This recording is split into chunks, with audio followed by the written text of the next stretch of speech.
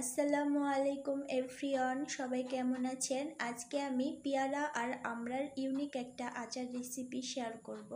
তো এই জন্য ফার্স্টে 4টে শুকনো মরিচ কেটে নিয়েছি, এরপরে 4টে এলাচ, একটা ছোট দারুচিনি এবং 4-5টা গোলমরিচ, এগুলো পরিমাণ মতো দিয়ে নিয়েছি। এরপরে 1 টেবিল চামচ কালো সরিষা, 1.5 টেবিল চামচ পরিমাণ মিঠি মৌরি, কালো জিরা এবং সব লাস্ট উপকরণ 1.5 টেবিল চামচ পরিমাণ দেব গোটা জিরে। তো এগুলো আমি আমড়া এবং পেয়ারার পরিমাণ মতো যতটুকু লাগবে এগুলো আমি সেই অনুপাতে নিয়ে নিয়েছি। এরপরে এই মশলাগুলো একটু ছোট্ট ফ্রাই প্যানে আমি একটু ভেজে নেব এবং গুঁড়ো করে রাখবো। তো এরপর আমি পরিমাণ মতো গুড় কেটে নিব।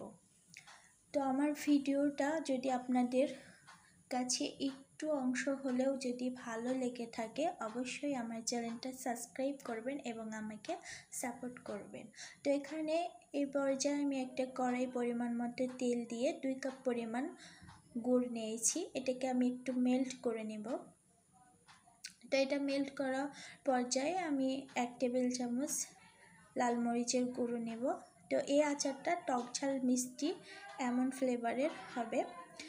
তো এরপরে আমড়া এবং পেয়ারাটা নিয়ে নিয়েছি। আর এই আমড়া এবং পেয়ারাটা আমি একদিন পুরোটা রোদে শুকিয়ে নিয়েছি। তো এই পর্যায়ে এখন আমি ভাজা রেডি করে রাখা মশলাটা পুরোটাই দিয়ে দিলাম।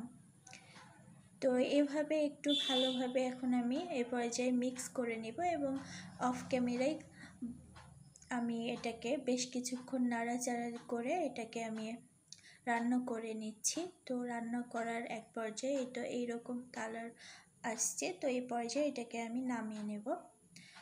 তো এই তো আচারের ফাইনাল লুক। আশা করি আপনাদের কাছে ভালো লাগবে। তো সবাই জানাবেন এর আগে কখনো কি পেয়ারা আচার খেয়েছেন কি। তো সবাই ভালো থাকবেন। আল্লাহ হাফেজ।